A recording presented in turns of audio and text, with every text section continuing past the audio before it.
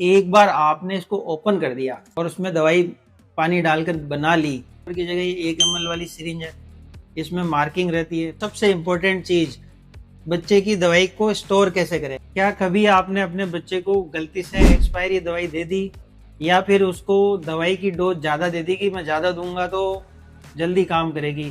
तो ये वीडियो आपके लिए काम का है, क्योंकि आज मैं आपको 5 ऐसी चीज़ें बताऊंगा जिनसे आप जानेंगे कि बच्चे को सही तरीके से और सही डोज में दवाई कैसे देते हैं, तो उससे बच्चे को जल्दी फायदा होगा। नमस्कार, मैं हूं डॉक्टर जितेंद्र। तो चलिए एक एक करके इन 5 बातों को जानते हैं। सबसे पहली और सबसे इम्पोर्टेंट चीज़ है कि जब भी आप दवाई देते हो तो एक्सपायरी डेट को सबसे पहले पढ़ लें, चेक कर लें अच्छे से। जितनी भी दवाइयाँ होती है उनमें इंफॉर्मेशन लिखी होती है, तो वहाँ लिखा रहता है कि एक्सपायर डेट लिखा हुआ होता है, या फिर बेस्ट बिफोर या use up to 18 month 12 month manufacturing date से आपको उसको ध्यान से देखना होता है। अब दूसरी इंपॉर्टेंट बात है कि एक्सपायरी अगर मेडिसिन हो रखी है तो क्या करें। तो जो एक्सपायर्ड मेडिसिन है, मान लीजिए कि ये एक्सपायर्ड मेडिसिन है, तो इसमें जो एक्टिव इंग्रेडिएंट है, जो इसकी दवाई है, वो उतनी काम नहीं करती है जितनी उसको जब वो बिना एक्सपायरी के थी। तो जब आप ऐसी एक्सपायर्ड मेडिसिन देते हो तो उसका रेस्पॉन्स आएगा या नहीं आएगा, कम आएगा, ज़्यादा आएगा, या फिर उसका कोई साइड इफेक्ट तो नहीं आएगा, ये किसी को नहीं पता होता है। तो आप इसे देकर अपने बच्चे के हेल्थ से रिस्क ही लेते हो। तो मेरा यही सुझाव रहेगा कि एक्सपायर्ड मेडिसिन को आप गलती से भी ना दें, इससे आपका बच्चा सेफ रहेगा। आप नई बोतल मंगवा लीजिए, उसको उस पर जब भी ओपन करें तो आप डेट लिख लीजिए कि इस तारीख को ओपन हुई है, आपको आगे भी याद रहेगा। तीसरी बात, सही डोज कैलकुलेट करना और सही टाइम पर देना, ये भी बहुत इंपॉर्टेंट है। बच्चों की दवाइयाँ उनके वेट के हिसाब से होती है, उनकी डोज हमेशा वेट से कैलकुलेट की जाती है। तो आप जब डॉक्टर से मिलते हो तो वो वही काम करते हैं कि वो वेट के हिसाब से आपको डोज बताते हैं। तो आपके जैसे मान लीजिए कि 10 किलो का बच्चा है, पैरासीटामोल दवाई 15 mg पर केजी पर डोज होती है, तो उसको मान लीजिए 150 mg देना है। तो अगर आपके पास सिरप रखा है जिसमें 5 ml में 250 mg है, तो आप कैलकुलेट करोगे तो 3.5 ml आएगा। तो आप वो 3.5 ml देना होता है। और पैरासीटामोल दवाई को 6 से 8 घंटे पे रिपीट कर सकते हो, तो दिन में 3 से 4 बार। तो ऐसे आता है कि कितनी डोज और कितनी बार देनी है। इसमें ये दिमाग कभी नहीं लगाए कि 3.5 ml पैरासीटामोल की जगह 5 ml दे देता हूँ, लंबे टाइम तक बुखार ठीक रहेगा। ऐसा नहीं होता। ऐसा करने से उस दवाई की साइड इफेक्ट बढ़ती है, उसका काम या उसका इफेक्ट लंबा नहीं होता। ओवरडोज की वजह से बच्चे के लीवर या किडनी में या कई बार कुछ दवाइयों में ब्रेन में भी डैमेज हो जाता है, तो ऐसा बिल्कुल ना करें। अब मेजरिंग के लिए सारी कंपनियां कुछ ना कुछ चीज़ें साथ में देती है, उनकी बात कर लेते हैं। छोटे बच्चे होते हैं 6 महीने से नीचे, तो वो ड्रॉपर देते हैं साथ में। इसमें 0.1 से लेके 1 ml तक का कैलिब्रेशन होता है। तो मान लीजिए डॉक्टर ने 0.5 ml बोला तो आधा ड्रॉपर आपको भर के बच्चे को पिलाना होता है। कई बार दवाइयों के साथ ये ऐसा कैप आता है, इसमें आपने जरूर देखा होगा कि 2.5 ml, 5 ml, 7.5 ml, 10 ml, ऐसे 4 कैलिब्रेशन होते हैं।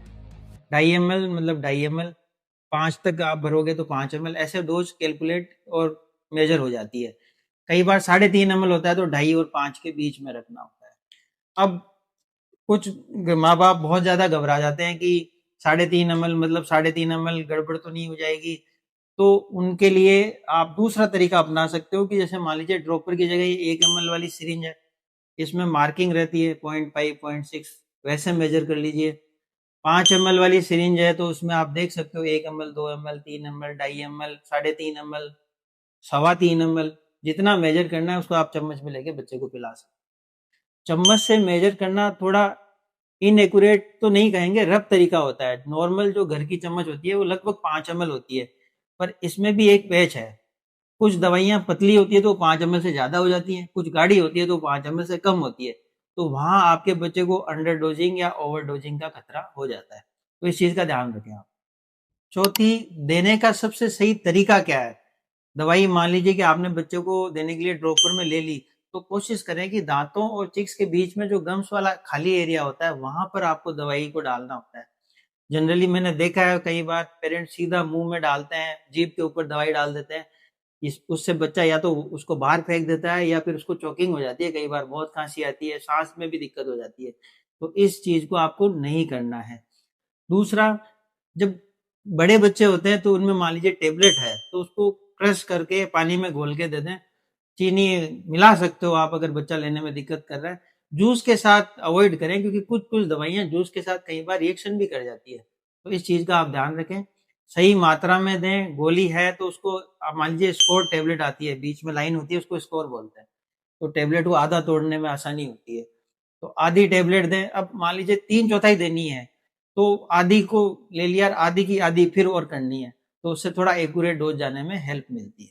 और साथ में ये भी ध्यान रखें कि कई बार बच्चे को अगर आप लिक्विड में दवाई दे रहे हो तो उतने ही लिक्विड में घोलो जितना बच्चा लिक्विड पीता है। आपने पूरे ग्लास में दवाई घोल दी, बच्चे ने मान लीजिए आधा ग्लास भी नहीं पिया, तो दवाई वेस्टेज होती है और उसका रिस्पॉन्स भी नहीं आता। पांचवी और आखिरी और सबसे इंपॉर्टेंट चीज, बच्चे की दवाई को स्टोर कैसे करें। तो सही स्टोरेज और सेफ स्टोरेज सबसे जरूरी है, इसलिए उसको हमेशा ड्राई जगह में रखें, बच्चों की पहुंच से दूर रखें, उस पर डायरेक्ट सनलाइट नहीं आनी चाहिए। इसीलिए आप देखते होंगे कि ये जो ब्राउन कलर की शीशियां फार्मास्यूटिकल्स देती है वो सनलाइट से बचाने के लिए, ताकि दवाई खराब ना हो। तो ऐसा आप करोगे तो आपकी दवाई लंबे टाइम तक, जो 1 महीने का या मैंने बोला, तो वहां तक काम करती है और आप उसको रीयूज कई बार कर सकते हो। तो स्टोरेज सबसे इंपॉर्टेंट है। अब ये वीडियो आपने इतनी देर के लिए देखा है तो आपका एक बोनस तो बनता ही है। 3 चीजें जो पेरेंट्स को सावधानियां रखनी है। पहली चीज कि बच्चे को आप अपने बच्चे की दवाई अपने बच्चे को दें। कई बार घर में दूसरे बच्चों की दवाई होती है, वो उनके वेट और उनके समस्या के हिसाब से होती है, तो उसको यूज ना करें। दूसरा, एंटीबायोटिक अगर आप यूज कर रहे हो, पाउडर वाली दवाई, तो उसका कोर्स आप डॉक्टर के बताए अनुसार 5 दिन 7 दिन जो भी है पूरा करें। इससे आपके बच्चे का ही फायदा है, आगे जाके उसको रेजिस्टेंस नहीं होगा, वो दवाई दोबारा भी काम आती है, नहीं तो बड़ी दवाइयां देनी पड़ती है। तीसरा, एंटीबायोटिक अपनी तरफ से बिल्कुल मत दो, डॉक्टर से पूछो, वो बोलते हैं तो जरूर दे। उम्मीद करता हूँ ये इन्फॉर्मेशन आपको बहुत अच्छी लगी होगी, आपके बच्चे के काम की लगी होगी। अगर ऐसा है तो मुझे आप कमेंट में बता दीजिए कि आप अपने बच्चे को कौन सी गलतियां कर रहे थे दवाई देने में। और मेरे चैनल को लाइक कर दीजिए, शेयर कर दीजिए, सब्सक्राइब कर दीजिए, ताकि आपको नोटिफिकेशन सबसे पहले मिले। Thank you so much.